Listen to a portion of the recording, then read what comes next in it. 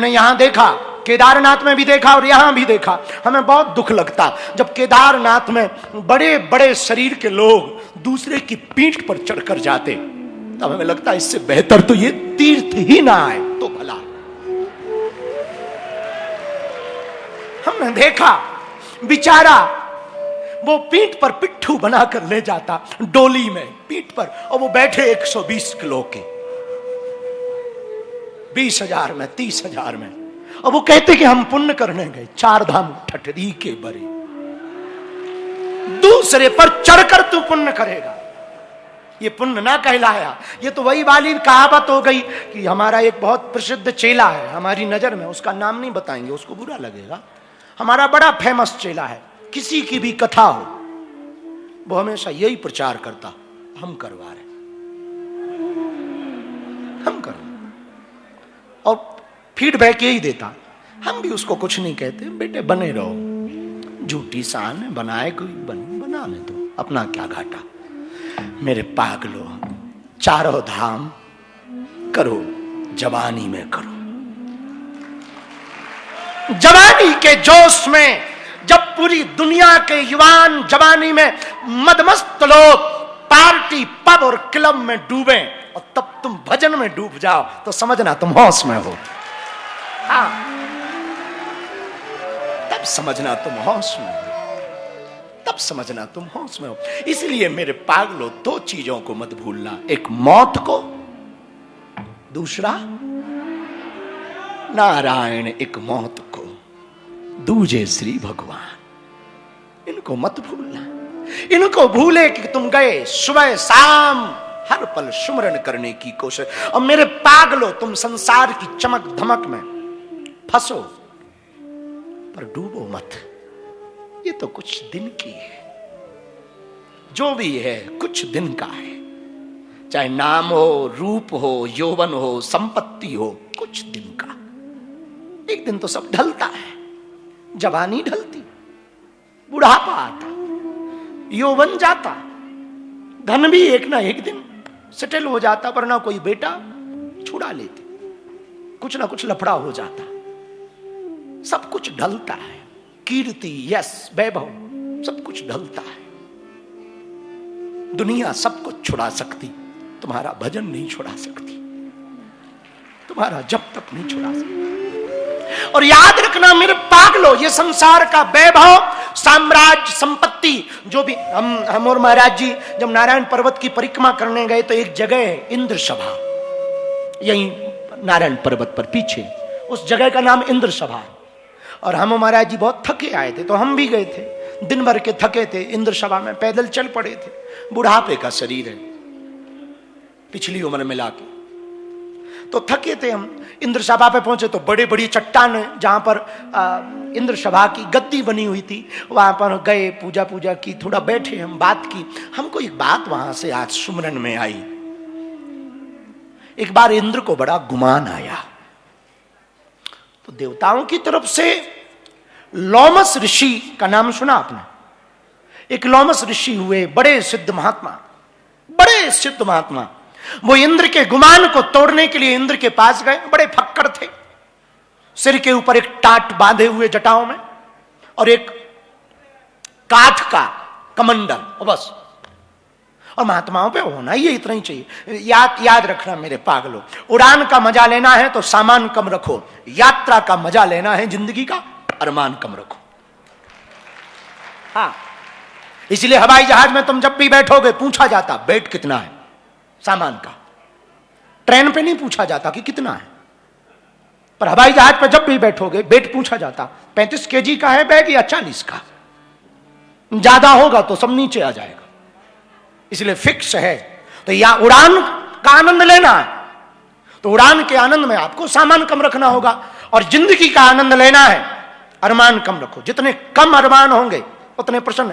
हमने 8-9 साल पहले जो जीवन जिया वो ठीक अब 1 महीने में जो जिया उससे यही पाया, जितने कम झंझट होंगे उतने सुखी रहेंगे।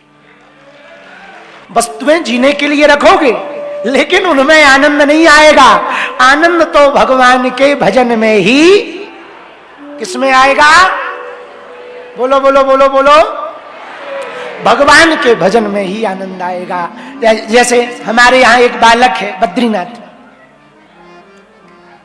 वो रोज बद्रीनाथ जी का दर्शन करता है जब तक पट खुले रहते। राजेश रोज बद्रीनाथ जी के दर्शन करते, रोज। पट बंद में भी मौका लग जाए तो बाहर से दंडवत कर ही लेता। कई लोग ऐसे हैं यहां बद्रीनाथ में, कई दिनों से हैं, नहीं करते। हमारे बागेश्वर धाम पर ऐसे कई दुकानदार हैं और कई चेले हैं हमारे, पर्सनल चेले। पर्सनल समझ जाओ, बहुत ऊंचे चेले। जब हम जाएं तो ही वो जाते हैं। हाँ, मानो भगवान पे उपकार कर रहे हो कि फेस रीडिंग करो, आई एम कमिंग। हाँ, भगवान पर उपकार कर रहे हो। ये भक्ति नहीं है। भक्ति का तात्पर्य क्या है? भक्ति का तात्पर्य है जब तुम्हारे अंदर मछली की तरह तड़पन शुरू हो जाए। जैसे जल से विलग होने पर मछली जल के लिए तड़पती है, ऐसे ही जीव भगवान के लिए तड़पने लगे। जब भगवान के लिए तुम तड़पने लगोगे, भगवान भी तुम्हारे बिना रह नहीं पाएंगे।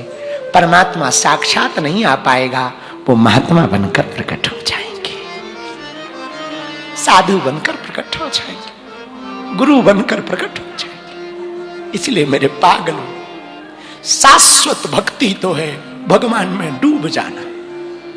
जैसे सब्जी में नमक घुल जाता, स्वाद रहता है पर वो अपना अस्तित्व खत्म कर देता, ऐसे ही भक्त होना चाहिए, भगवान में घुल जाए, अपना अस्तित्व खत्म कर दे, स्व का अस्तित्व खत्म हो जाए। अहंता और ममता दो खतरनाक साधन है, दो खतरनाक है भक्ति में बाधक।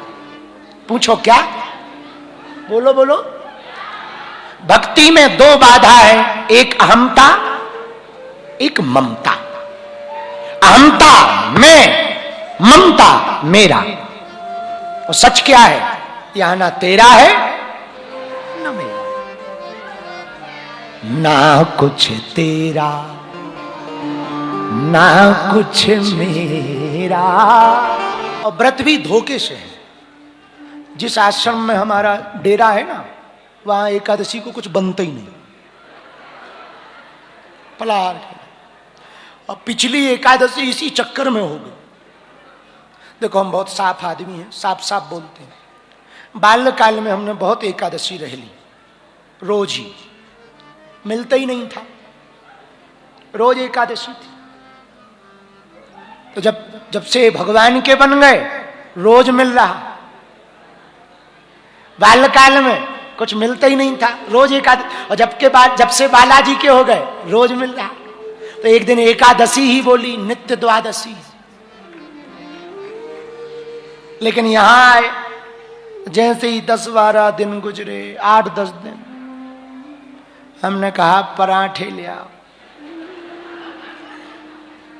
तो हमारे दो चेले थे, एक सत्यम एक मनोज। मनोज बोला, गुरुजी आज पराठे नहीं मिलेंगे। हमने कहा क्यों? बोले एकादशी।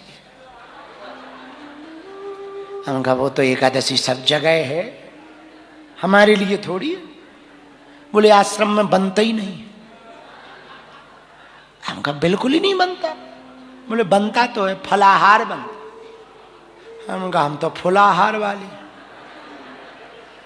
पर उसने एक बात कह दी, वो दिल में लग गई। वो बोला यहां पर एकादशी करने का 1000 एकादशी करने का फल मिलता। तो हमने भी कहा कि हम हैं। तो भीतर से जवाब आया कि क्यों?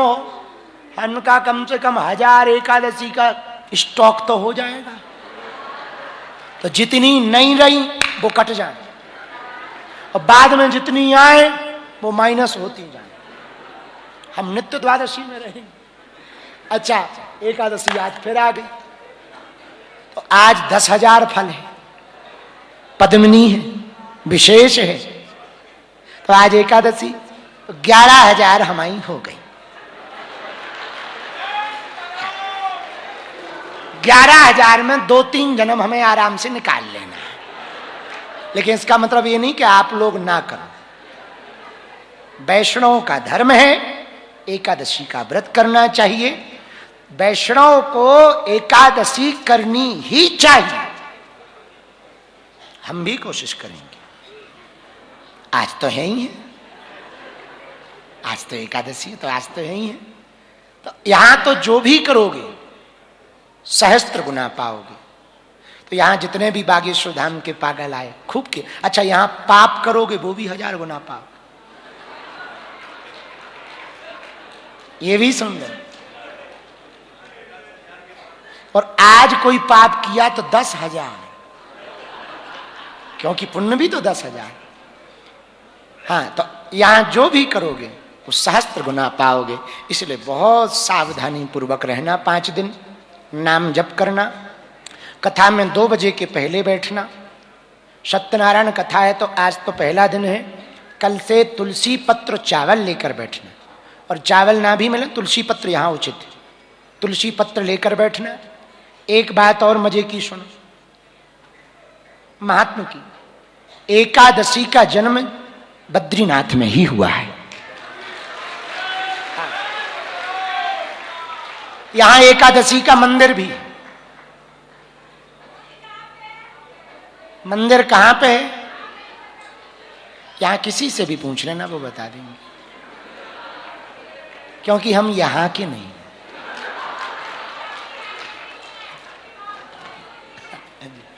पर है यहां। तो कल से तुलसी पत्र लेकर आना। एकादशी का यहां मंदिर है, वो भी दर्शन कर सकते हो। तप्त कुंड में स्नान करना, पर गर्म बहुत है, धीमे धीमे प्रवेश करना।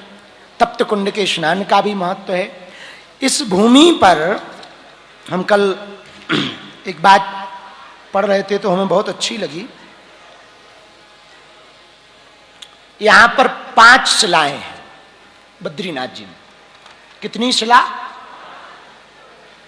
नारद शिला, बाराह शिला, मार्कंडेय शिला, गरुड़ शिला और नरसिंह शिला। यहां पर 5 धाराएं हैं। कितनी धाराएं? बद्रीनाथ जी में 5 धाराएं हैं। प्रहलाद धारा, कूर्म धारा, भृगु धारा, इंदिरा धारा और उर्वशी धारा। यहां पर 5 बद्री हैं। कितने बद्री हैं? 5 बद्री हैं। वृद्ध बद्री, आदि बद्री, योग ध्यान बद्री, भविष्य बद्री और विशाल बद्री। यहां पर 5 प्रयाग हैं। कितने प्रयाग हैं? 5। जाना पाओ तो सुनने वैसी हुई कुछ प्राप्त हो जाएगा पुण्य, इसलिए सुनो। विष्णु प्रयाग, नंद प्रयाग, रुद्र प्रयाग, देव प्रयाग और कर्ण प्रयाग। यहां पर 5 कुंड हैं। कितने कुंड हैं? तप्त कुंड, मानसी कुंड, त्रिकोण कुंड, सप्तपंथ कुंड और नारद कुंड। बद्री विशाल विशेषतया 3 पर्वतों से घिरा नर पर्वत, नारायण पर्वत और उर्वशी पर्वत। उर्वशी तुम अप्सरा ना समझ लेना, भगवान की जंघा से प्रकट हुई ये उर्वशी देवी है। यहां पर्वतों की एक माता है, उनका नाम नंदा देवी है। उनको नंदा माता कहा जाता। क्या कहा जाता?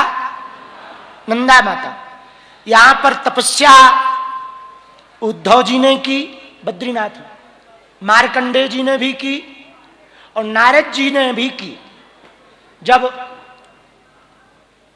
विश्व मोहिनी के चक्कर में नारद जी फंस गए थे, उसके बाद प्रायश्चित करने के लिए यही तपस्या करने आए। इसकी कथा हम आपको कल सुनाएंगे।